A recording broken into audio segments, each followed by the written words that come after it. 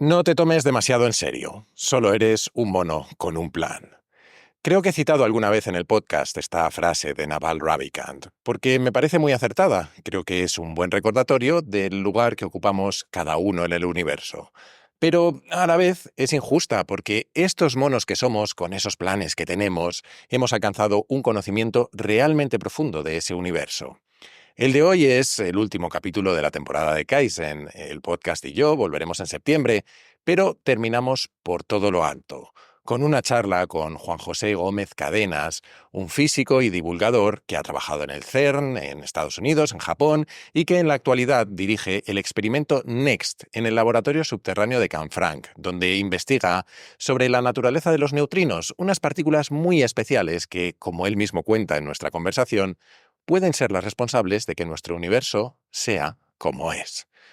Juanjo y yo no nos conocíamos, pero conectamos de inmediato, el uno con el otro y también con las más de 50 personas que había en el público.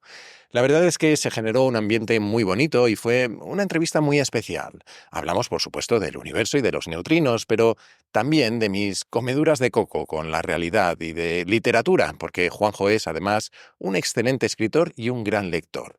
De hecho, hablamos también de su último libro, una novela titulada Nación Neandertal, que te recomiendo mucho. Por hablar, hablamos hasta de nuestras infancias nómadas. Creo sinceramente que todos los que estuvimos allí lo disfrutamos y que salimos un poco más listos y un poco más reconciliados con estos monos con planes que somos. Pero bueno, no me enrollo más y vamos a lo importante. Espero que disfrutes tanto como lo hicimos todos con esta conversación con Juanjo Gómez Cadenas.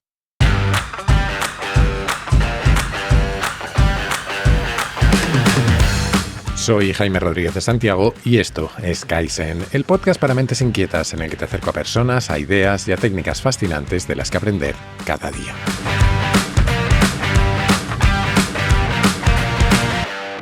Pues Juanjo, bienvenido a Kaizen, ¿cómo estás?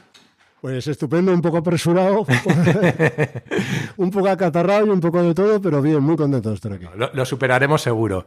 Bueno, bienvenido tú y toda esta gente que nos acompaña hoy en directo en el Instituto Tramontana. Gracias por venir y gracias al Instituto por cedernos este espacio, que no sé cuántos lo habéis podido ver, habéis tenido algo de tiempo, pero no he visto a mucha gente pasearse, pero es un sitio bastante especial. Y para mí es como estar en casa, porque doy clase aquí todos los sábados. Bueno, mi casa está peor decorada que esto, debo confesar, pero es un sitio que está muy bien. Juanjo, tú y yo no nos conocíamos y confieso que no te tenía en el radar hasta que alguien, la persona que te ha traído... a duras penas. A duras penas. Me habló de ti. Es Guillermo de Haro, que tendrá que pasar por este micro en algún momento. Él me escribió, y espero que no le moleste que desvele lo que me escribió, porque me dijo algo así como... Tienes que conocer a Juanjo. Mira, me lo apunto por aquí. Es cazador de neutrinos, divulgador y escribe ficción científica, más que ciencia ficción. Es el Carl Sagan español. Me lo dijo así, dije, me lo has vendido perfectamente. Y me dijo, yo creo que me ha quedado flojo. Me dijo, si encuentra los neutrinos, le dan el Nobel. Entonces, luego hablaremos de los neutrinos, pero creo que tienes un buen amigo en el público. Bueno, creo que ha tenido que salir, pero tienes un buen amigo por aquí. Sí, Guillermo es un buen amigo, un gran encanto y además es un hombre de business, o sea que sabe vender, como habéis visto, ¿no? Antes de hablar de los neutrinos, que vamos a hablar de ellos, quería empezar por conocerte un poco. Y he leído, y corrígeme si me equivoco, porque... en internet nunca se sabe, pero he leído que tu padre era marino y que tuviste una infancia un poco nómada, ¿no? Que estuviste viviendo por varias ciudades costeras. Yo he contado alguna vez que mis padres eran bastante hippies y que hasta los 5 años eché la cuenta una vez en 11 casas distintas. ¿Qué recuerdas tú de esos años nómadas y qué te quedó?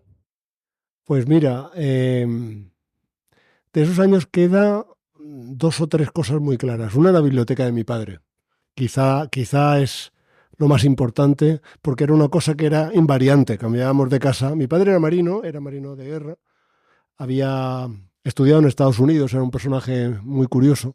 Pilló los años del Plan Marshall falso. Vale. En los 50, los americanos pusieron dinero para que España se recuperara y mandaron a un contingente de oficiales y suboficiales a estudiar a Estados Unidos, ingeniería electrónica, radar, sonar. Mi padre fue de ese grupo y luego durante muchos años dio clase. Después, cuando acabó sus clases, empezó a ser pues el comandante de marina de varios puertos, de tal manera que cada 5 años nos movíamos de sitio. Y vivimos en Vigo, vivimos en Bilbao, vivimos en San Carlos de la Rápita. Ya no se puede llamar San Carlos de la Rápita, ahora se llama La Rápita. Y si dices San Carlos te tiran piedras. Estos de mi pueblo son muy duros. Acabamos en Sagunto y cada 5 años aproximadamente veníamos de Cartagena. Es decir, que yo con 6 o 7 años me muevo de Cartagena a Vigo, a los 10 años a San Carlos, después a Bilbao. Lo único que permanecía invariante en las varias casas que ocupábamos era la biblioteca. Mi padre tenía una biblioteca humilde, mucha de ella construida con los libros de historia selección. Al mes llegabas tú, pagabas una cuota al mes y cataplum, te traían un libro. Y los libros esos en aquella época eran buenos. No había muchos y eran buenos. Es que ahora se publica mucho. Ahora se publica mucho. Y en no aquella tan bueno época siempre. además te lo elegían y esa biblioteca estaba siempre ahí y siempre crecía. Entonces ese es el recuerdo más fuerte. Eso y una casa llena de niños, de los cuales yo era el mayor. Sí, porque erais 6 hermanos, ¿no? 6 hermanos, de los cuales yo, 2 chicas y 4 chicos, yo el mayor, iban apareciendo, claro. Iban apareciendo algunos. Y yo, eso son los recuerdos más importantes y hoy hay otro recuerdo permanente, que es el mar. Nos cambiábamos de casas, pero siempre estaba el mar. Y el mar es una presencia constante en mi vida y yo diría que también una necesidad y una referencia, ¿no? ¿Y qué crees que te ha dejado eso? Pues yo creo que me ha dejado, de eso hablaremos más tarde quizá, ¿no? Pero me ha dejado, el mar siempre, yo escribí hace muchos años un poema que decía, el mar ni nos conoce ni se interesa por nosotros. Entonces, la contemplación del mar siempre hay algo muy, muy duro detrás de él, hay algo muy intenso, ¿no? Ves esa inmensidad que viene a decir, yo estaré aquí, estaba aquí antes de que tú llegaras, estaba aquí hace 3.000 años cuando los romanos me cruzaban con las teremas, estaré aquí dentro de 3.000 años y me das igual. Y a la vez esa belleza inmensa, es como si fuera tu mejor amigo, ven, siéntate, vamos a bañarnos juntos, ¿no? El mar es siempre una especie de referencia que te pone en tu sitio y que de alguna manera te conecta con una especie de inmensidad. No me quiero poner estupendo, pero hay algo así, ¿no? Pues mira, me has recordado, yo tengo una casa, lo he contado en el podcast muchas veces, la gente lo habrá oído en la serranía de Cuenca, en una aldea perdida, y es muy llamativo porque vas paseando por ahí, está en un parque natural, entonces estás rodeado de naturaleza, de bosque, de naturaleza profunda, ¿no? Y de pronto ves unas piedras en el suelo, como muy ordenadas, y si investigas un poco descubres que es una calzada romana. Y dices, ¿qué se le había perdido a los romanos aquí en mitad de la nada, ¿no? Y yo creo que hay algo en lo que hablabas y en esa experiencia que tengo yo de la conquista humana, de lograr cosas incluso ante la inmensidad que tú decías. Y hay otra cosa también, ahí me refiero a otro poema, no es que tenga que venderos un libro de poemas. No, el de hoy no es de poemas. Pero eso será el año que viene, ¿no? Pero hay otro poema que escribí hace exactamente 10 años, que era el cumpleaños, para el cumpleaños de mi hija, cumplía 13 años, ahora tiene 23, ¿no? Y estaba sentado en mi casa de Valencia, en la terraza, y en la terraza tenemos unos olivos y unos naranjos, y de repente te cae la sensación, bueno, entra mi hija, sale, patatín y patatán, y de repente tienes la sensación de decir, en este sitio, hace 3.000 años, podría haberte sentado un comerciante fenicio, un tipo como yo, con los mismos problemas que yo, tan enamorado de sus hijos como yo, y qué cerca y qué lejos estamos, ¿no? Esa sensación de conectarte con todos los hombres que han estado antes que tú, cuyas vidas son a la vez trascendentes e irrelevantes. Sí, a mí me llama mucho la atención, ¿no? Lo he dicho también alguna vez, como en el fondo los griegos se habían preguntado casi todo lo que nos preguntamos ya y habían encontrado sus respuestas a casi todo lo que nos... O sea, que nos llevamos haciendo preguntas muy parecidas, con la excepción de los neutrinos a los que ahora mismo llegaremos, porque con la presentación que me hizo Guillermo yo creo que es inevitable preguntarte ¿cómo se llega a ser cazador de neutrinos? Uy. ¿Qué te lleva a ti a la física y de ahí a los neutrinos? Bueno, a la física te llevan varias cosas. Mi padre, como os comentaba, era ingeniero. Y como tal ingeniero le gustaban las matemáticas, le gustaba la física y me daba mucho la brasa con ello. Además era un carácter muy fuerte y cuando yo estaba en el bachillerato, pues si no estudiaba y no sacaba buenas notas, me amargaba la vida. Hasta el punto de que en tercero o cuarto de bachillerato, mi primo, Pedro José, el mayor, que era un bala perdida, suspendió todo y yo saqué un notable. y mi padre tomó represalias por igual a ambos. Nosotros estábamos estudiando. Aquel notable me costó tan caro como todos los suspensos de mi primo. Así que decidí que era muchísimo más fácil sacar buenas notas. Sí, y a partir de que era buen estudiante, digamos, fue un poco al revés. Era buen estudiante, llamé la atención de una maravillosa... Yo creo que al final uno es lo que sus profesores le hacen. Uh-huh. Entonces yo tuve excelente profesora de matemáticas, excelente de física y excelente de filosofía. Razón por la cual estaba hecho un lío que quería ser. Al final pudo más la física, porque mi padre quería que fuera marino. Y con tal de no ser marino ya opté por lo que a él le parecía aceptable. Y estudié física. Eso en sí mismo no me hubiera llevado necesariamente a la investigación. En física en España, en los años cuando yo estudié, a finales de los 70 hasta primeros de los 80, en aquel momento la gente que estudia física se iba a dar clase en un instituto. Toda mi promoción se fue. En ese momento yo tuve un golpe de suerte, un golpe de fortuna de estos que la vida te da, y es que el CER, el Laboratorio Europeo de Física de Partículas, en el año 83 saca por primera vez becas para españoles, porque acabábamos de entrar en el CER. España había estado en el CER, se había salido del CER y acababa de volver a entrar. Y en ese momento, en el año 83, por primera vez salen becas para españoles, salen 7, y yo me llevo una, por pura casualidad. Casualidad tampoco sería solo. Me llevo una de las 7. Allá que me voy con mi beca al CER y pisas el CER, y el CER era como, en el año 83, era como ir a Marte de viaje. Llegas al laboratorio internacional más importante del mundo, donde está toda la actividad en física básica, y tú vienes de un país bastante atrasado como España. Yo no me lo creía. Y en ese momento me enamoré completamente. Era el mismo año, ese mismo verano, Carlos Rubia presentaba el descubrimiento de las partículas W y Z, que le supieron el premio Nobel. Y yo estaba allí. Entonces estás allí, de repente, bueno, imagínate a un pobrecito pastorcito que se lo llevan a la curia romana y se dedica allí a ver al Papa, ¿no? Volví totalmente enganchado con la idea de que tenía que hacer investigación.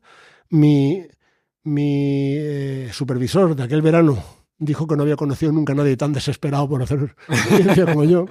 Y es que los españoles estábamos muy desesperados. En general. Me consiguió una beca para hacer la tesis doctoral, me quedé a hacer la tesis doctoral en el CER, y una vez a partir de ahí ya estaba, digamos, marcado como investigador fundamental. Después de la tesis doctoral me fui a Estados Unidos. Esta era una obsesión para mí, ir a Estados Unidos, ir a San Francisco, donde había estado mi padre. Tenía que ir, pero vamos, por narices. Me llevé una beca Fulbright, esa fue muy divertida, porque había una sola beca ese año. Y éramos varios candidatos, y nos entrevistaba un señor americano que luego, años después, me encontré y me dijo: ¿tú no sabes por qué te di la beca? Y dije: no. Dice: porque si no te la doy me matas. Básicamente yo le salté al tipo, le hice una llave: yo me tengo que ir. Y me dijo: bueno, pues mejor se la damos, ¿no? Fui a Estados Unidos con esa beca Fulbright, después me quedé varios años más con contratos varios, después viajé. Vamos a resumir 20 años desde que me fui de España a hacer la tesis. Pasan 20 años enteros por ahí fuera. Y en algún momento de esa trayectoria, la física de neutrinos se cruza en mi camino. Una anécdota divertida de la física de neutrinos es que cuando yo decía al principio que era físico de neutrinos, eso es una anécdota real. Mi padre, en la época que yo estaba ya empezando a hacer física de neutrinos, como joven investigador postdoctoral en Stanford. Entonces, un verano en la playa, mi padre le estaba contando a mi tío, el Titi, que era fabricante de muebles, que su hijo, el Juanjo, estaba en California con una beca Fulbright investigando las propiedades de los neutrinos y patatín y patatín, y estaban jugando al dominó, mientras yo les oía. Yo estaba escondido con la oreja puesta y les oía picar las fichas, y mi padre hablaba y mi tío le dejaba hablar, y cuando acabó mi padre toda la descripción le dijo: o sea, que está parado.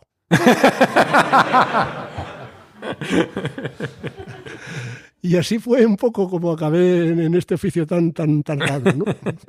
Oye, no lo he dicho antes, pero creo que eres el invitado más apropiado para cerrar esta 6ª temporada del podcast. Este es el último capítulo de la temporada, porque quizás es mi crisis de los 40, pero me ha dado por asomarme a algunos de los grandes misterios de la vida, ¿no? Y he hablado del origen, la consciencia y, por supuesto, del universo. De cómo surge todo y de cómo aparecemos nosotros. Y me apetece mucho hablar contigo de algunos de estos temas. Escuchaba hace unos días a una astrofísica que quizás conozcas, que se llama Katie Mack, en una serie de podcasts, podcast sobre la historia del universo.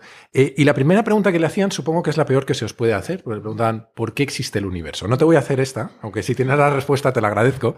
Pero me parecieron muy interesantes algunas de sus reflexiones sobre por qué el universo es como es.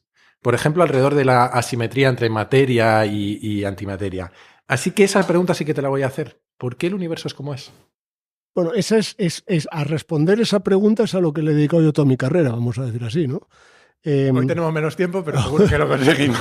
Pero a ver, es una manera, es bastante fácil resumirlo. El universo en primera aproximación no debería existir. Vale, empezamos bien. No debería existir porque para que exista el universo tiene que haber una fluctuación de la nada. La nada clásica no fluctúa. La nada clásica es nada. La nada cuántica, en cambio, tiene la mala costumbre de fluctuar y puede aparecer algo en lugar de nada, la famosa pregunta de los griegos. Pero esta no la vamos a saltar. Venga. Vamos a ir justo al momento de después del Big Bang. Justo en el momento después del Big Bang lo que tenemos es una cantidad enorme de energía condensándose en partículas elementales. Ahora bien, si miráis los resultados de cualquier experimento de los que hacemos en el CERN, veréis que siempre que producimos, nosotros podemos colisionar protones con antiprotones, por ejemplo, y producimos un estado de energía que es un mini Big Bang, vamos a decir. Vale. Si contamos las partículas de materia y de antimateria que salen de ahí, siempre son las mismas. Si nosotros llamamos la antimateria, es como lo de los buenos y los malos. Los que ganan la guerra dicen, somos los buenos. Los que pierden la guerra son los malos. Eso siempre es así, ¿no? Bueno, pues la antimateria perdió la guerra. Claro, la materia es la nuestra. La materia es la nuestra. Porque ganamos la guerra y ahora vamos a ver cómo la ganamos. En el momento inicial del universo, la cantidad de electrones de carga negativa y de electrones de carga positiva, llamados positrones, es idéntica. Es idéntica y de eso estamos completamente seguros. Que a mí me alucina que estemos seguros de algo que pasó hace hacer tanto. Experimentos que lo ven así. La cantidad de quarks, que son los componentes de los protones, de materia y de antimateria, es idéntica. Pero si tú tienes partículas del mismo signo, la materia y la antimateria, cuando se encuentran, se aniquilan y producen energía pura. Entonces tú estás en una situación de sopa en la que produjo un electrón y un positrón, que a continuación se encuentran, se aniquilan y producen un poco de energía, fotones, que se vuelven a condensar, que se vuelven a aniquilar. Y de ahí no sales nunca. Estarías en un universo pulsante que no evoluciona, donde tienes esta especie de gran bola concentrada de energía que está todo el rato yendo y viniendo. Por tanto, para que haya universo tienes que romper esa asimetría entre materia y antimateria. Y la forma que creemos que ocurrió es la siguiente. Además de las partículas elementales que os he dicho, electrones, positrones y quarks, aparece otro tipo de partícula que es el neutrino, o un antepasado del neutrino. Este neutrino no tiene cargas. Fijaros que los electrones tienen carga, los positrones tienen carga, los quarks tienen carga. El neutrino no tiene carga eléctrica, de hecho no tiene carga, solo tiene carga débil. En la ausencia de cargas le da al tío la capacidad de ser a la vez materia y antimateria. Que suena como este señor es a la vez de izquierdas y de derechas, como se puede, ¿no? Bueno, que sea de... Esto en política hoy en día no es tan difícil. Entonces, depende del día, ¿no? Si no te gustan mis principios, tengo otros. Entonces, el neutrino como partícula de materia es capaz de desintegrarse a materia. Como partícula de antimateria es capaz de desintegrarse a antimateria. Entonces, imaginaos una situación que yo tengo un neutrino que eventualmente me produce en su desintegración un electrón y otro que me produce un positrón. Hasta aquí no pasa nada si fueran simétricos. Claro, estaría con la... Pero además, la física de este neutrino le introduce una pequeña asimetría. Se desintegra un poco más a materia que a antimateria. Es un agente doble, pero todos los agentes dobles tienen un favorito. Tienen un agente. Y ese exceso de materia es el universo. Es decir, en los instantes iniciales del universo, toda la materia inicial se aniquila con toda la antimateria, como si no hubieran estado, y lo que sobrevive es el pequeño exceso que el neutrino introduce. Por tanto, el universo, tal como lo conocemos, es los restos de un naufragio. Nada más. Lo que queda después de la catástrofe. En parte es posible que lo hayas respondido ya, pero cuando conté en la comunidad del podcast que iba a entrevistarte, Fernando, que es físico, es un miembro de la comunidad que no ha podido estar hoy por un tema personal, me envió un par de preguntas. Voy a empezar por la que creo que es más entendible para el resto de los mortales, que no somos físicos, y luego si me vengo arriba vamos a la otra. Porque además, Fernando, para ambas, se apoyó en una de mis obsesiones particulares, que tiene que ver con ¿cuánto comprendemos la realidad a nivel individual y colectivo, ¿no? Como especie? A eso volveremos seguro, pero su pregunta iba por el fondo cósmico de neutrinos. Y esto va a requerir algo de explicación. Yo voy a darla hasta donde llego y luego me corriges en lo que me equivoque. Pero él dice, con bastante optimismo, que casi todo el mundo ha oído hablar del fondo cósmico de microondas, que es una radiación que llena el universo por completo, que se formó aproximadamente 400.000 años después del Big Bang. 330.000 o así. Sí, y que es lo más lejano en el tiempo que podemos observar sobre el Big Bang. Y ahora estamos buscando, en plural, esto lo añado yo, en plural majestático, estáis buscando vosotros y el resto seguimos como podemos, el fondo cósmico de neutrinos, que es una idea, entiendo que similar, pero que se habría formado, si no me equivoco, 2 segundos después del Big Bang, ¿no? Y su pregunta era, y a esta creo que sí que la podemos abordar entre todos, ¿qué supondría para nuestro entendimiento de la realidad encontrar ese fondo cósmico de neutrinos? ¿Qué nos diría o confirmaría sobre el universo? Para eso hay que entender 2 ideas muy sencillitas. En realidad esto es muy fácil. Recordar que tenemos la sopa esta, o sea, ha pasado una fracción ridícula de segundo cuando ya hemos eliminado toda la antimateria ya nos los hemos cargado todos. La tragedia ya pasa. A partir de ahí todo es business as usual, ¿eh? Entonces, esto que queda de materia todavía está muy caliente. Esta sopa está calentísima. Entonces, lo que tenemos es esta sopa caliente que, como es tan caliente, es totalmente opaca. En el sentido que un electrón golpea un fotón, que golpea un electrón, que golpea un fotón, que golpea un electrón, que golpea un quark, y no hay manera de avanzar la luz que vemos, que son al final partículas, fotones de alta energía, se está dando tortas y en una esfera que se está expandiendo apenas puede moverse. Por lo tanto, para un observador exterior todo lo que ves es oscuro. Sin embargo, porque la luz no tiene ningún sitio a donde ir, sin embargo los neutrinos apenas han pasado un par de segundos después del Big Bang, son tan ligeros que ya se desacoplan. Por lo tanto, ellos son los primeros que se van. Se van en el sentido que los neutrinos, cuando el Big Bang, el plasma está tan caliente que incluso los neutrinos no pueden escapar. Pero los neutrinos no tienen carga eléctrica, ¿recordáis? Y la ausencia de carga eléctrica hace que sus interacciones sean muy débiles. Apenas se enfría un poco la sopa y se van. Se escapan y si pudiéramos ver con ojos de neutrinos, veríamos en ese momento iluminarse la bola. Vale. Sí, lo que pudiéramos es medir neutrinos, ¿vale? Que podemos, pero eso es otra historia. La sopa sigue caliente expandiéndose por 300.000 años y a los 300.000 años literalmente Dios dice hágase la luz. O sea, el famoso verso de la Biblia es literal porque en ese momento la luz ya no tiene suficiente, los fotones ya tienen suficiente energía para estar interaccionando todo el rato. Los electrones los cazan los núcleos de hidrógeno y se forman átomos de hidrógeno. El átomo de hidrógeno es neutro. Entonces los electrones se quitan del medio. Al quitarse del medio, de repente los fotones tienen sitio y ¡bum! Lo que ves es como el universo se ilumina. Estos fotones que vemos iluminados tienen unas energías tremendas. No os aconsejo poner el ojo ahí. Claro. Pero como han pasado 13.000 millones de años desde entonces, se han enfriado. Cuando un fotón se enfría, su longitud de onda cada vez se hace más grande. Pasamos de una cosa que es como una cantidad de energía, un rayo X, que es un rayo gamma que te mata, a un rayo X, a un rayo a un microondas. Por tanto, la radiación de fondo de microondas lo que nos permite es ver el universo como era a los 350.000 años. Claro, si pudiéramos ver los neutrinos, lo veríamos como era a los 2 segundos. El problema es que no podemos. Ver los neutrinos de la radiación de fondo de neutrinos es muy difícil porque esos neutrinos ya no tienen casi energía. Y la probabilidad de interacción de un neutrino depende de cuánta energía tenga. Un neutrino que casi está parado, su probabilidad de interacción es 0. Entre comillas. Entonces, llevamos muchas décadas especulando cómo detectarlos y todavía no hemos aprendido. ¿Y cómo intentáis cazarlos, ¿no? Porque en el fondo es de lo que... Sí, cazar un neutrino es muy fácil. Digamos, utilizas el recurso de caballo grande. O dicho de otra manera, juegas a la lotería. La detección de neutrinos es jugar a la lotería de lo imposible o a la lotería del infinito, como la queréis llamar. Es una lotería en la que la probabilidad de que te toque la lotería a ti es 0. Pero el número de tickets que reparto es infinito. Vale. Entonces, ¿por qué podemos detectar neutrinos? Porque todas las fuentes de neutrinos son extremadamente intensas. Ejemplo, ¿cuántos neutrinos cruzan mi uña o la tuya ahora, en este segundo? Dame un número. Miles de millones. Miles de millones. 100.000 millones, para ser exacto. Vale. 100.000 millones es un número muy fácil de acordaros. 100.000 millones es el número de neutrinos en vuestra uña. El número de neuronas en vuestro cerebro. El número de estrellas en la galaxia. El número de galaxias en el universo.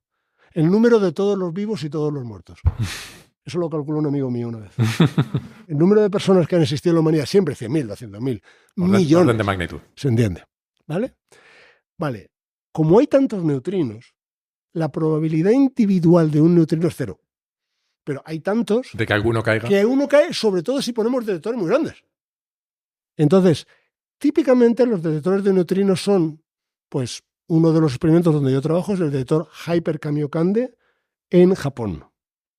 Este es el detector grande. El pequeño, que era el hermanito pequeño, el que hicimos los experimentos la década pasada, donde yo pasé muchos años en Japón, Super Kamiokande, solo era del tamaño de la Catedral de Burgos. O sea, cogéis la Catedral de Burgos, ¿vale? La llenáis de agua. La llenáis de uñas y todo eso es lo que está pasando. La llenáis de agua y las aguas y la leéis con bombillas así gordas que son fotomultiplicadores y ya tenemos un detector de neutrinos. Hyper Kamiokande solamente 5 catedrales de Burgos. Ah, bueno. ¿Vale? Entonces, ese es uno de los trucos, que es hacer detectores muy grandes y buscar fuentes de neutrinos muy intensas. Lo que hacemos en Canfranc nosotros es distinto. Buscamos cómo demostrar que el neutrino es su propia antipartícula y para eso no necesitamos detectores tan grandes, sino detectores muy precisos. Vale. Estaba pensando que la segunda pregunta que me mandó Fernando iba sobre oscilaciones de neutrinos y nos llevaría a hablar de superposiciones de estados cuánticos, que a mí siempre me da bastantes dolores de cabeza. Así que de momento lo vamos a dejar un poco apartado, pero me da excusa para hablar de algo dando un paso más atrás, ¿no? Yo creo que casi todos sí hemos oído hablar del famoso gato de Schrödinger y de esa idea de que los electrones toman varios estados a la vez. Y mi impresión es que la mayoría de nosotros asentimos, como si lo entendiéramos, o incluso damos un pequeño salto de fe y terminamos de creérnoslo, pero creo que es una noción que a la mayoría nos cuesta comprender e interiorizar realmente, ¿no? Así como la física de Newton encaja con nuestra experiencia diaria de la vida, yo creo que lo que vino después, y sobre todo después de Einstein, no encaja o choca bastante frontalmente con nuestra experiencia diaria de la vida. Al menos yo soy ingeniero, olvidé la física hace mucho tiempo, pero es la sensación que tengo, ¿no? De hecho, comentábamos antes que dediqué algún capítulo hace tiempo a la naturaleza del tiempo y hay gente que no se recuperó de aquello. No sé muy bien cómo plantear esta pregunta, pero voy a intentarlo. ¿Cómo hace uno las paces con todas esas ideas y hallazgos tan contraintuitivos? ¿Crees que es realmente posible, sin comprender las matemáticas y los experimentos que hay detrás, llegar a hacernos una idea realmente de cómo funciona eso? Bueno, para empezar, no es fácil. Es decir, la naturaleza nunca nos pidió permiso para que no le interesa nada, es como el mar, ¿recuerdas? No le interesa nada que la entendamos o no. Y no es fácil en el sentido de que... Para empezar, nosotros hemos evolucionado en unas escalas que son las que entendemos. Somos gente de tamaño intermedio y, por tanto, las cosas muy pequeñas nos resultan difíciles de intuir y las cosas muy grandes también nos resultan muy difíciles de intuir. Para empezar, para seguir, el comportamiento de las partículas elementales es peculiar. O sea, no es que esa falta de intuición sea que es que tenemos... Es que es realmente extraño. Y para terminar... hay un problema con el lenguaje. Vale. Entonces... Que nos limita. Que nos limita. Es decir, si nosotros podemos describir la realidad en tres cosas, en términos de tres cosas. O bien yo hago un experimento y te digo lo que ha pasado. Por ejemplo, yo disparo balas de ametralladora, tengo hago dos rendijitas y disparo con una ametralladora y pongo detrás una pantalla. Bueno, ¿qué estoy esperando? Pues espero encontrar manchitas al lado de una rendija, manchitas al lado de la otra rendija y ya está. Eso es un experimento y es real. Si ahora en lugar de disparar balas de ametralladora disparo un haz de electrones, lo que encuentro es un patrón de difracción con patrones oscuros y claros, como si hubieran pasado por allí dos ondas. ¿Vale? Una onda lo que se caracteriza es porque emite cuando llega a un agujero y vuelve a emitir. Entonces las dos ondas interfieren y forman un patrón de difracción. Bueno, pues cuando lo hago con electrones veo eso. Entonces, primera descripción. Los electrones se están comportando como ondas. Pero con eso que estoy diciendo, estoy usando el lenguaje, mi lenguaje para hablar de las ondas. Estoy dando una descripción que es la que tengo a mano. En otras palabras, también puedo escribirlo en términos matemáticos. Cuando lo escribo en términos matemáticos está todo muy claro. Lo que ha pasado es esto. Cuando intento ponerle lenguaje común, la cosa se complica porque tengo que echar mano de una metáfora.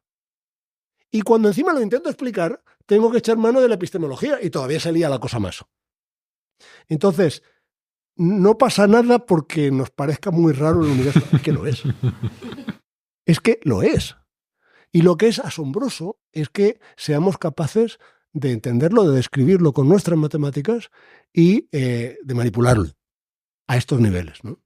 En parte te has adelantado a la siguiente pregunta, porque vamos a pasar enseguida a hablar de tu libro, pero hay dos preguntas aún. Pues yo he venido a eso, ¿eh?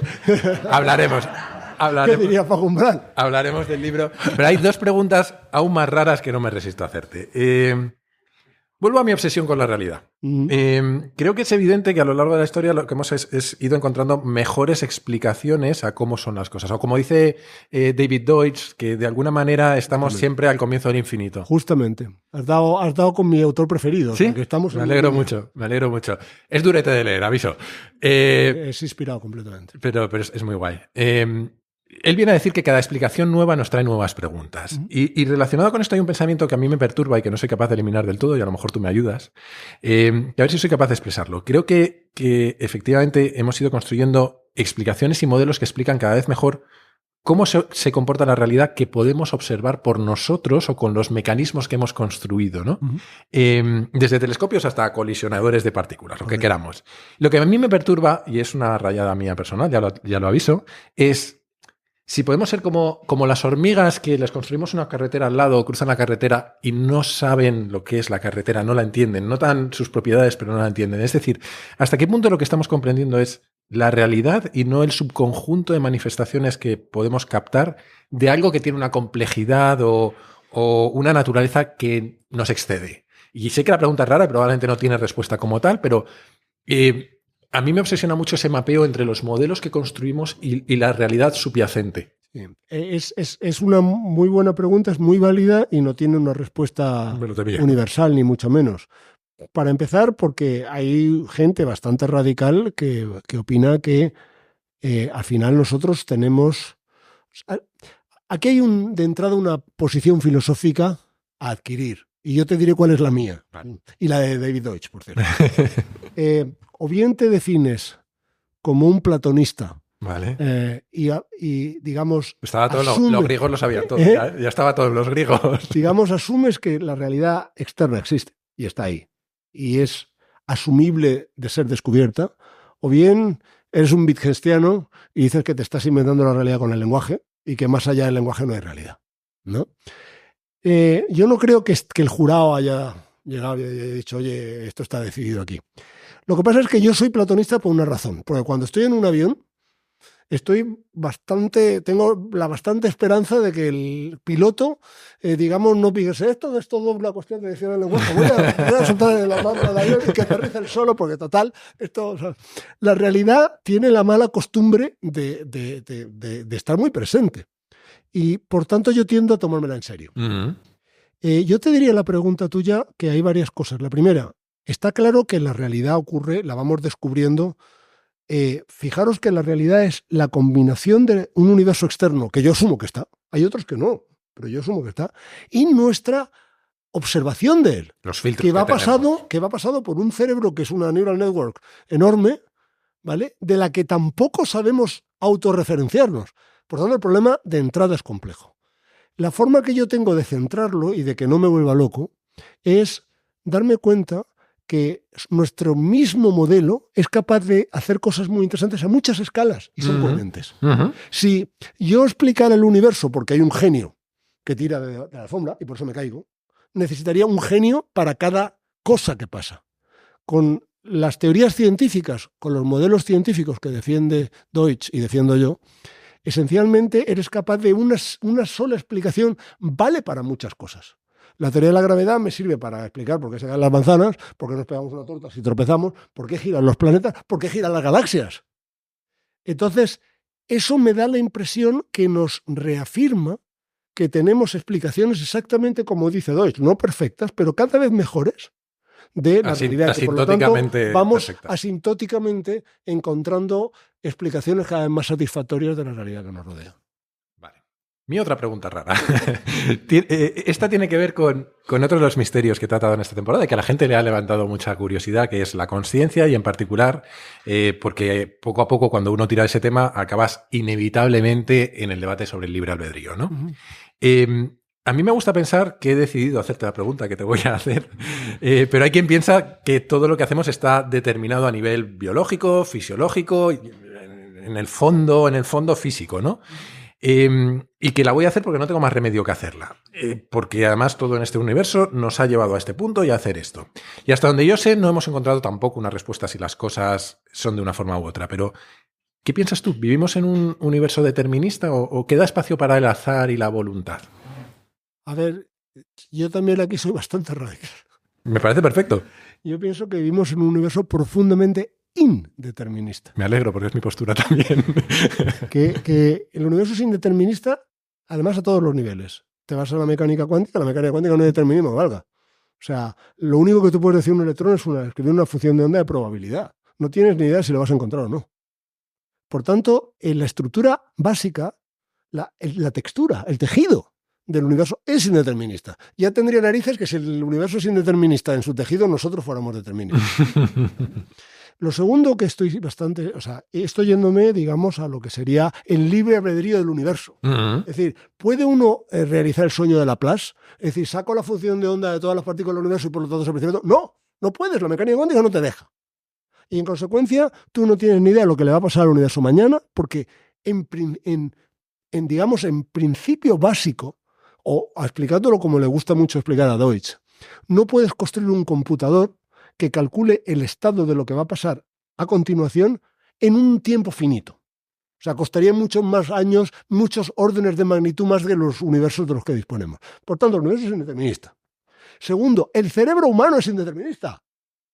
A lo mejor el universo, por supuesto que el cerebro es una máquina, pero es una máquina con 100.000 millones de neuronas que tiene 1 billón de conexiones. No hay manera ninguna de reducir eso. Como no hay manera de reducir eso, es totalmente imposible que yo sepa si tú de aquí a un rato te vas a acabar el agua o te vas a tirar por la ventana. Por tanto, el hecho de que sea indeterminista el cerebro y el universo, a mí me hace creer profundamente en el libre albedrío. Me alegro porque he tenido grandes debates sobre esto con argumentos muy parecidos a eso, o sea que me has reforzado mucho. Hasta aquí la parte fácil de la entrevista. No, ahora nos metemos en temas no tan complicados, o no lo sé, ahora veremos, porque quería hablar de otra de tus facetas. Quienes escuchan el podcast, y además lo estábamos comentando antes, saben que a mí me encantan los perfiles multidisciplinares. En general, la gente que mezcla disciplinas, y me gustaría que exploremos tu vertiente como autor. Uh-huh. Yo publiqué un libro el año pasado y tengo claro que no se hace por dinero, así que ¿qué te lleva a ti a escribir? ¿Te sale de dentro? ¿Lo necesitas?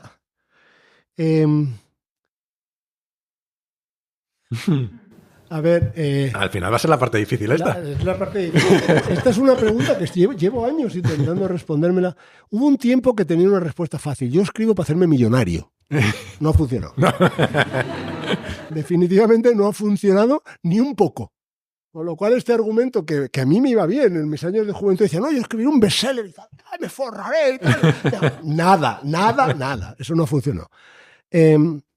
Escribir es una necesidad y es una necesidad muy curiosa. Mira, el otro día leyendo a Milan Kundera, que es alguien que hay que leerse de vez en cuando, unas pocas de veces, para ponerse en paz con el universo también. Y Milan Kundera tiene en una de sus novelas realmente preciosa, el tío habla precisamente de, distingue entre diferentes tipos de necesidades de escritura. Y mi problema es que las tengo todas, déjame enumerarlas. Yo creo que la necesidad de escribir viene siempre... estoy seguro que todos los niños solitarios, hijos de marino, que solo tienen el mar y la libertad de su padre, necesitan escribir. No conozco muchos casos, pero te aseguro que deben ser típicos. Yo no tenía un puñetero amigo. Cada 5 años te cambiabas de sitio, ¿no? Y entonces cuando no tienes amigos, pues tienes a tus hermanos, algún otro amigo del cole, los libros de tu padre, te pasas el día leyendo. Como te pasas el día leyendo, te pasas el día inventando. Como te pasas el día inventando, cuando te haces más mayor quieres contar eso. Es decir, para mí es patológico. Escribir es una patología no grave, pero es una patología, digamos, obvia e inevitable. Pero además tiene dos manifestaciones, una benigna y otra maligna. La benigna es la necesidad de escribir poesía. La escribo desde que era muy pequeñito. Tuve mi primera gran desilusión poética cuando tenía 12 años, porque yo me consideraba un gran poeta, pero mi amigo era muchísimo mejor poeta que yo. Y aquello me... ¿Podemos hacer aquí un pequeño eso? Y os digo el sexteto magistral. Venga. Bueno, esto, haceros la idea, mi amigo Miguel Asensi, este sí era amigo mío, murió el año pasado, en San Carlos de la Ràpita, pueblecito de Cataluña. Él era catalano parlante muy cerrado, porque en aquel pueblo solo se hablaba catalán, estábamos hablando de los años 70 y tantos. Yo estaba aprendiendo catalán por la cuenta que me traía, porque si no me corrían a bofetadas en el colegio. Y nos dábamos paseos y cambiábamos de idioma. Entonces yo intentaba escribir poemas en catalán y él poemas en castellano. Bueno, yo escribía poemas en catalán del tipo las flores qué bonitas con las abejitas que van sobre las flores. Tenemos 12 años, ¿eh? No, Gloria Fuerte. Y el tipo llega un día y me dice, ya he escrito mi primer poema. Y digo, ¿y cómo se llama? Dice, se llama El Sexteto Magistral. Toma. Y digo, ¿y por qué le llamado El Sexteto Magistral? Y dice, por esto. Nunca la palabra fue el espejo, ni el reflejo de tanta tu hermosura.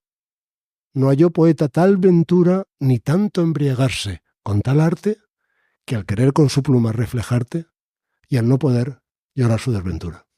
Toma. Esto me lo hace mi amigo Miguel Asensi. Son 12 años. A los 12 años. En consecuencia, nunca en mi vida he publicado ningún libro de poesía. De hecho, mi primer libro de poesía se publica por Eolas a finales de este año o el año que viene, cuando esta novela nos deje en paz. 60 años, bueno, no tenía 50 años de trauma, os hacéis una idea, ¿no? Pero bueno, el lector y escritor de poesía es una patología benigna. El poeta no necesita que le lea a todo el mundo. Tú escribes para ti, escribes para tus cercanos, escribes para tus amigos, escribes para tu familia, escribes en el peor de los casos para el pequeño club de chiflados. O sea, si yo escribo un libro de poemas y los que estáis aquí os lo leéis, vamos, me voy a mi casa. El patológico es el escritor de novelas, que no solo está tan chiflado que se tira 2, 3 años escribiendo sobre una cosa que le importa un pito a todo el mundo, porque a todo el mundo le importa un pito todo lo que no sea suyo. Se inventa una historia llena de situaciones falsas con personajes que no existen, se cree que existen y va por ahí hablando de ellos. A mí, una vez en una cafetería de Ginebra, mi mujer y yo estábamos discutiendo muy alterados sobre la suerte de 2 de los personajes de una de mis novelas anteriores. Y entonces en un momento dado se levantaron unos señores y dijeron, no se preocupe que les va a ir todo bien. Porque se creía que estábamos hablando de nuestros hijos, ¿no? Entonces tú te haces todo ese follón y después de estarte 2 o 3 años como un chiflao, inventándote cosas, tú solo, escribiéndote a las 3 de la mañana. Yo tengo un trabajo de neutrino. Me pongo a escribir a las 12 de la noche, escribo hasta las 3 de la mañana, me levanto a las 8 de la mañana, en fin. Después de todo esto, lo pones en un formato, se lo das a una editorial, lo publicas, no se lo lee nadie, no se lo compra nadie, y no y encima vuelves. Y vuelves. Es decir, una novela es absurdo por todo. Primero, porque todas las novelas han sido escritas ya. No hay ninguna forma de escribir ninguna cosa nueva. Segundo, porque te lleva una cantidad salvaje de tiempo. Tercero, porque para que a ti te produzca la sensación de que ha valido la pena, se lo tiene que leer toda la humanidad. Y cuarto, porque en el lenguaje, en el mundo actual que vivimos, sobre todo en España, es una batalla perdida. Por lo tanto, hablar de mi libro es una pérdida de tiempo. Pero vamos a hablar de él. Porque además es que me hacen especial gracia las obsesiones infantiles que nos acompañan durante toda la vida. Yo he leído que tú descubriste a los neandertales por un trabajo en el colegio y que en más de una ocasión a lo largo de tu vida has escrito sobre ellos, poniéndote de su lado en esa especie de superioridad que tenemos los sapiens, que siempre los hemos visto como versiones menos avanzadas de nosotros.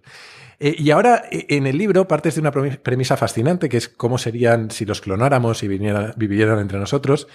Háblanos un poco de la novela, sin hacer demasiado spoiler, porque yo voy por la mitad. Me está gustando mucho y no quiero que me fastidies el final. Pero háblanos un poquito. Bueno, lo primero la motivación, porque claro, me pasa siempre lo de que hace un chico como tú con una novela como esta, ¿no? Oiga, usted es el físico de neutrinos, ¿por qué habla de los neandertales? Y una buena respuesta es que empiezan los dos con N, neutrinos, neandertales. Los neutrinos son los neandertales, los neandertales los neutrinos. Esa es una explicación, sobre todo cuando te llega un periodista y te dice, resúmame en los siguientes 30 segundos. Empieza por N. O en la radio, empieza por N. Hay una razón, tú lo has dicho, o sea, en sexto de bachillerato, en 1975, se acaba de descubrir a Lucy, la famosa Australopithecus, ¿no? Y claro, mi profesora de filosofía, ya te he dicho que era una de mis grandes influencias, me dijo, ¿por qué no me haces un trabajo sobre evolución humana? En el 75 nadie sabía un pimiento de esto. Bueno, me puse con ello. Era muy empollón, así que quería que me pusiera matrícula, así que me puse a estudiar muy en serio. Si no en casa... No, ya por la época que ya estaba todo. Pero bueno, el caso es que estudiando, pues das con los neandertales. ¿Y qué pasa? Por cierto, en español hay este juego fonético terrible que nos hace neandertal, viene, como muchos sabéis, de Neander, que significa valle en alemán. El valle de tal, Neandertal, que es donde se descubren, ¿no? Pero los españoles decimos, a la que nos descuidamos, en lugar de neandertales, neardentales.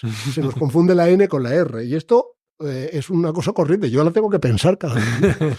Bueno, el caso es que estos neandertales empiezan a leer sobre ellos y había una confusión tremenda en la literatura. Ya había por la época quien sostenía que eran pues seres humanos bona fide, ¿no? Pero había muchísimo... estos son pues la versión 1.0 y nosotros la versión 2.0, faltaría más, ¿no? Y esto ya me generó esta sensación de...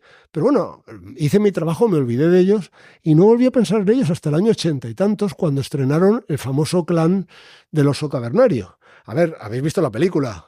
¿Me queréis decir cómo era la Sapiens? ¿Quién era la Sapiens para empezar? Daryl Hannah. Daryl Hannah, ¿no? ¿Y quién era Daryl Hannah con 22 años? No era un neandertal. Era una rubia de 1,90 m, espectacular, que era la guapa, la lista, la que le daba con la onda, la que lo tenía todo. Los neandertales eran todos más brutos. Entonces a mí me pasó lo que le pasa a Cruz en el Martín Fierro. El amigo del Martín Fierro, Cruz, es un policía. Y en un momento dado el Martín Fierro está rodeado, se hacen amigos, pero está rodeado de policías que lo acosan.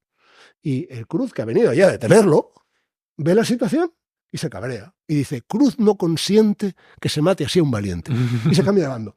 Solo porque no soporta que el Martín Fierro esté en inferioridad. A mí me pasaba eso. ¿Por qué estos pobres les tratamos así de mal? Y luego resultó que algo de razón tenía. Es decir, en los últimos 30 años se ha entendido mucho de ellos y lo que hemos aprendido, es lo que me llevó al final, hace 3 años, a meterme en esto, es que había algo muy interesante aquí, y es que eran diferentes. Es muy fácil decir yo soy superior a ti. No es tan fácil entender a alguien que es tan humano como tú, pero cuya inteligencia es diferente a la tuya. ¿Diferente qué quiere decir? Que a lo mejor para una determinada cosa lo va a hacer peor que tú.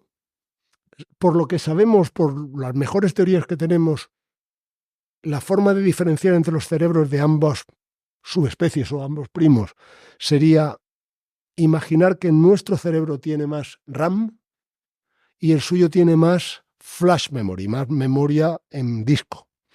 ¿A qué te lleva un cerebro con más RAM? A poder hacer muchas cosas a la vez, sin distraerte. ¿A qué te lleva un cerebro con muchísima memoria, sobre todo con una componente visual? A que si observas una brinda de hierba doblada en esa esquina el lunes, año y medio después te acuerdas. Y por tanto eres capaz de hacer mapas de la realidad quizá mucho más precisos, tener una percepción de la realidad mucho más precisa. ¿A qué te puede llevar más si sigues especulando? A que el mundo del tío de la flash rápida sea un mundo cambiante y angustioso. Está todo el día inventándose cosas, el pasado, el futuro, el presente. ¿Os suena? ¿La voz que os habla en la cabecita os habla una voz? ¿A todos? Eso somos nosotros. ¿Y si a los neandertales no les habla alguna voz? ¿Y si ellos dibujaban el universo? Dibujaban el mundo. Tenían un mapa del mundo y solo les preocupaba el presente y por tanto eran más felices. Entonces, a partir de esa idea, a partir de la idea de que somos diferentes, surgió la posibilidad de escribir sobre ellos. En realidad, la clonación es una segunda parte. La primera cosa que me llevó a motivar fue imaginarme que me iba al Paleolítico y encontraba una tribu mixta, por razones que se organizan en la novela, entre unos y otros, y me imagino, bueno, hay varias cosas que me cabreaban, con perdón. La primera, que éramos los guapos y los superiores. La segunda, que estábamos siempre en guerra y dándonos tortas. La tercera, resolverlo todo por las malas. Entonces lo que se me ocurre es, quiero contar historias de amistad y de amor entre ambas especies. Y esa es una de las grandes motivaciones que lleva a escribir sobre ellos. Y hay una parte entera de la novela que tiene que ver con explorar cómo podría ser una inteligencia diferente de la nuestra. La segunda parte es obvia.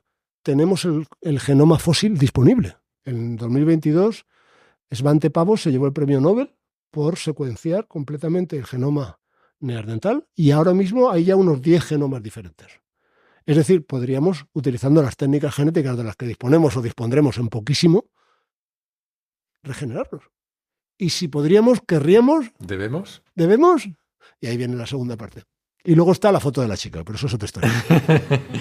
Has dicho una cosa, mira, casualidades de la vida. Mañana, en la clase que tenemos mañana aquí, les he mandado un vídeo de... Tienes más agua aquí, si quieres. Toma. Les he mandado un vídeo de Jill Bolte Taylor, que es una neuróloga que tuvo un derrame cerebral, un ictus, y fue consciente de todo lo que le pasaba. Y ella cuenta que hay un momento dado, no vamos a poner aquí si no te importa, hay un momento dado en el que dejó de oír su voz interior durante mucho tiempo y que nunca había sentido tanta calma como en ese momento. Y es algo bastante perturbador. Sí, esa es una de las, fíjate, es tal cual, ¿eh? Una de las hipótesis, que no creo que sea una hipótesis, sino una de las realidades que se maneja en el libro, es la noción de que los autodenominados sapiens somos una especie esencialmente de locos.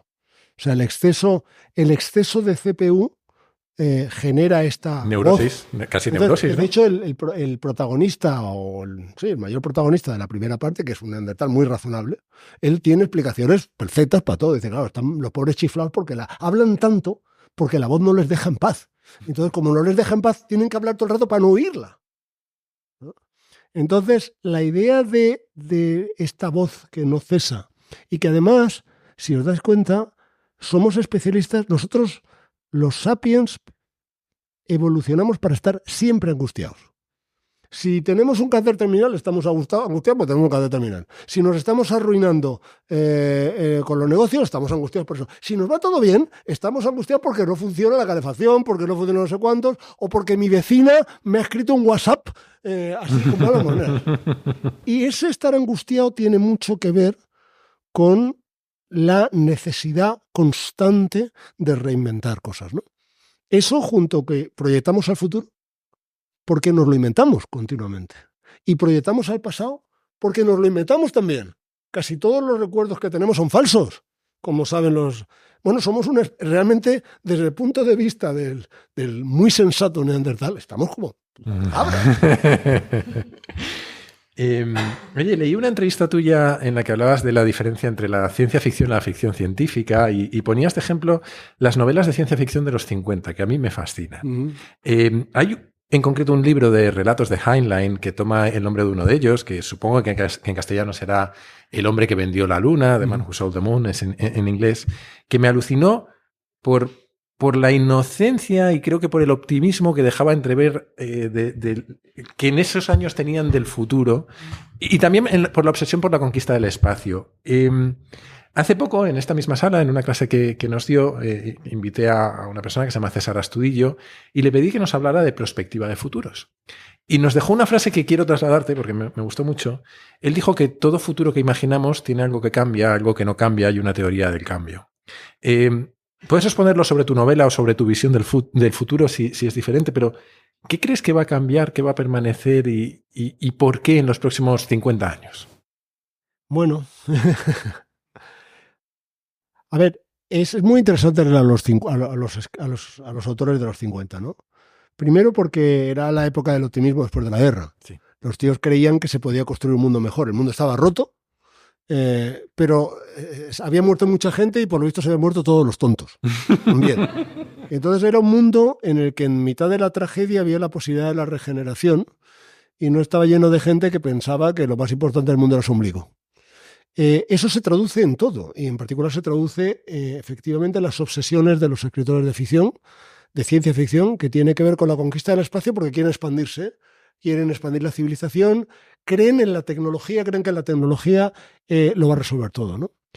Hay una frase que yo cito muy a menudo para medir cómo la realidad ha sido diferente de los sueños. Queríamos coches voladores y nos dieron Twitter. Eso lo dijo Neil Armstrong, ¿no? Si mal no recuerdo. Esa es una frase que me parece que lo define todo, ¿no? Es muy difícil saber cómo va a ser el mundo a los 50 años o a los 100 años, en el sentido de que hay revoluciones. Nosotros en física también lo hablamos. Nosotros solo sabemos especular sobre lo que sabemos que no sabemos. Por ejemplo, sabemos que no tenemos naves que vayan a velocidades muy grandes. Entonces podemos especular para siempre sobre cuánto nos va a construir una nave que vaya a Marte. Cómo salir de... Esto es fácil. Es lo que sabemos que no sabemos. Pero si lees los robots de Asimov, eran cerebros positrónicos. Madre mía. Lo que Asimov no sabía, y no sabía que no sabía, era la revolución que íbamos a tener, que estamos viviendo ahora mismo con la inteligencia artificial. Que no ha tenido nada que ver con nada de lo que se inventó, de lo que nadie pensaba hace 3 años. Por eso es imposible decir, ¿qué va a permanecer? ¿Y a mí qué me cuentas? Si me preguntas en 2020 si ChatGPT era real, yo te digo que no. Menos mal que no me lo preguntaste, hubiera hecho el ridículo. Pero hay cosas que sí van a permanecer, que están en este libro incluso, ¿no? Que tienen que ver, tú lo has dicho, con la naturaleza humana, con cómo nos relacionamos con los unos con los otros. En el caso de los sapiens, con cómo nos obsesionamos, nos puede nuestra ansiedad y cómo eso se vuelca en la forma que tenemos de vivir, ¿no? La parte tecnológica es quizá lo más difícil de anticipar, pero yo creo, y de hecho, Astudillo, en el ejemplo que nos puso, me gustó mucho, nos trajo unas ilustraciones de finales del 19, si mal no recuerdo el nombre del autor, pero básicamente se llamaba A la salida de la ópera en el siglo XXI, o en finales del XX era. Y lo que se veía eran coches voladores recogiendo a señoritas y a señores que salían de la ópera. Exacto. Es decir, habían errado la tecnología, pero la naturaleza humana seguía ahí, ¿no? Bueno, fíjate que ya me gustaría decirte con certeza que sí, y no estoy seguro. Vale. Y la razón por la que no estoy seguro es porque ahora sí estamos jugando con un fuego prometeico con el que no habíamos jugado nunca. Es decir, si haces bombas de fusión y se te va la mano, te cargas una parte considerable del planeta y de la humanidad. Pero si haces inteligencias artificiales y se te va la mano, ¿qué pasa? Ahí estamos en un momento de transición que no tengo claridad. No tengo, o sea, el desarrollo de la inteligencia generativa ha sido tan rápido y se está expandiendo de una manera tan brutal que me resulta... si miráis los números, cómo está exponenciando, veréis que, bueno, todos habéis visto ChatGPT. Hace 2 años era un chiste, y ahora no sé vosotros. ¿Alguno de vosotros programa profesionalmente o trabaja? Yo trabajo hoy en día, estamos ahora desarrollando código muy complejo para el experimento, y yo básicamente lo hago con ChatGPT, que entiende todo, absolutamente todo lo que le digo. Es decir, de un año para el otro cambia el nivel de entendimiento, de un año para otro se exponencia el nivel de CPUs que se están dedicando, de un año para otro los recursos van más. Por una parte, sabes que la actual inteligencia generativa tiene limitaciones. Por otra parte, hay mucha gente tratando de quitarlas del medio. ¿Dónde vamos a estar de 10 años en un tiempo de cambio tan veloz? Es difícil de saber. Sí, a mí me da... Lo he dicho alguna vez, me da muchísimo vértigo. Dediqué algunos capítulos justo antes de todo esto a las teorías de Nick Bostrom y de toda esta gente sobre las superinteligencias y los riesgos que traen y demás. Y yo sí que tengo cierta sensación, y lo he contado alguna vez, de que vivimos... Este podcast está dedicado al aprendizaje continuo en parte porque tengo la sensación de que hemos cruzado un punto crítico en la historia de la humanidad en el que hemos pasado de tener varias generaciones para adoptar grandes cambios a una generación, que es la nuestra, en la que nos va a explotar la cabeza varias veces, y que creo que aprender continuamente es la única forma, no ya de prosperar, sino de disfrutar de la vida, o por lo menos esa es mi aproximación. Oye, vamos a ir terminando, pero hay una pregunta que es obligada en este podcast, y es que siempre pregunto a quienes pasáis por aquí, y te había avisado de esta porque es una pregunta un poco puñetera a veces, ¿Qué 3 libros, aunque me valen películas, documentales, videojuegos, lo que sea, recomendarías para entender un poco mejor el mundo? Y no es necesario que sean de física o del universo, pero también nos valen. ¿Cuáles recomendarías tú?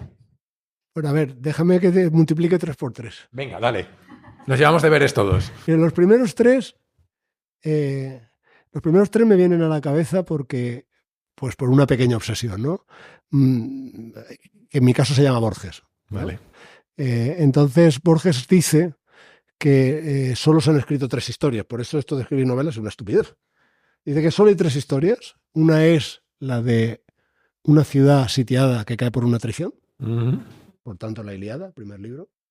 La otra, un marino que quiere regresar a su hogar, por tanto la Odisea. La otra, un hombre que muere en la cruz, por tanto el Nuevo Testamento. Entonces ya tenemos 3 buenos libros que además son clásicos, ¿eh? y gratis. Es decir, esa sería mi recomendación de base. Si me voy a los libros de literatura, tendría mucho más de 3, pero 3 que me han influenciado mucho, yo diría que son las obras completas de Borges. Las ciudades invisibles, de Italo Calvino, un libro maravilloso que os recomiendo de todo corazón. Es uno de estos libros que se lee gotita a gotita y se disfruta hasta... Y por irme a uno muy reciente del mismo nivel que los otros 2, es Exhalación, de Ted Chiang, el mejor escritor de ciencia ficción vivo. Sí, es el autor de Arrival, ¿no? El de Arrival, el de Historia de tu vida, es con diferencia el mejor escritor de ciencia ficción vivo en este momento. Está a años luz de todos los demás. Y su último librito así de pequeñito se llama Exhalación. Ese no lo he leído, pero el de Historia de tu vida, que es además un librito de cuentos, es una pasada. Bueno, pues el otro es mejor aún. Pues lo leeré. Por tanto, es un poco Borges. Es Borges haciendo sus pequeños libros de ficciones y todo, otra vez.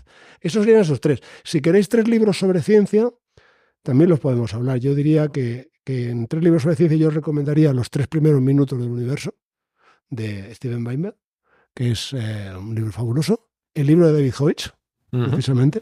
El del Principio del Infinito. Que es el libro de las explicaciones, que me parece absolutamente bueno. Y luego cualquiera de los libros, por ejemplo, Bully de Brontosaurios, de Jay Cloud, ¿no? O si incluso In Extremis, un libro que nos cambió a todos, a toda mi generación, pero en particular a mí, es El gen egoísta. Sí, de Dawkins. Es un libro que, digamos, para situarse, te sitúa en la biología como en los 3 primeros minutos del universo te sitúan en la física. Oye, ahora sí que sí, antes de despedirnos, vamos a recordar a todo el mundo dónde te pueden seguir, dónde pueden leer lo que escribes, dónde pueden aprender más de ti, sobre todo dónde pueden comprar tus libros, aparte de que aquí tenemos un librero encantador a la salida, pero dónde podemos saber más de ti y sobre todo estar atentos a lo que vaya saliendo. Bueno, primero podéis escribirme, porque como no soy todavía muy famoso, pues no soy todavía un influencer de estos tan famosos, o sea, que si me escribís os contesto. Entonces esa es la primera y es la más fácil de todas. Fácil, ¿no? Pero digamos, donde en general no me muevo mucho en redes sociales, os voy a decir por qué, porque cada vez me lían más. O sea, cuando empezaron, pues yo tenía una página de Facebook porque era un sitio buenísimo, pero no sé qué le ha pasado a Facebook, se han ido todos. También estaba en Twitter, pero Twitter se ha convertido en algo rarísimo también. Entonces, una especie de guerra civil.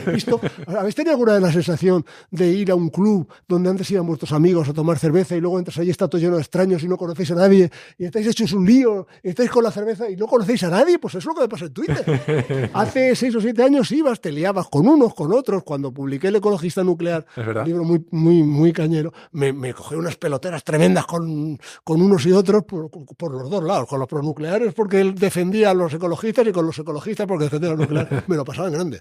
Ahora entro en Twitter y no me aclaro. No hay nadie. ¿No pasa a vosotros? Eso es Elon Musk.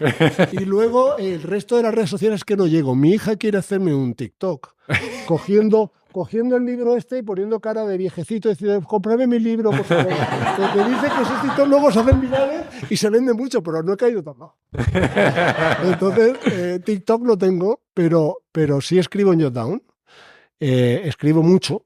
La revista Jotdown, que es online, escribo mucho. Escribo sobre muchas cosas diferentes. Me gusta reseñar libros. Me gusta escribir sobre ciencia y hasta escribo algún otro relatito por allí. Entonces, Jotdown es el sitio donde más presente estoy, digamos, en el mundo online. ¿Algún escritor más de Jotdown ha pasado por aquí? Pasó Marta Fernández. Es el sitio que más me gusta porque allí todavía están mis amigos. No sé cuánto tarda en irse. Oye, pues hasta aquí la entrevista, Juanjo. Espero que sea la primera de muchas charlas, porque me lo he pasado realmente bien. Muchísimas gracias, de verdad. Ha sido un placer y muchas gracias a todos vosotros por estar aquí. Gracias.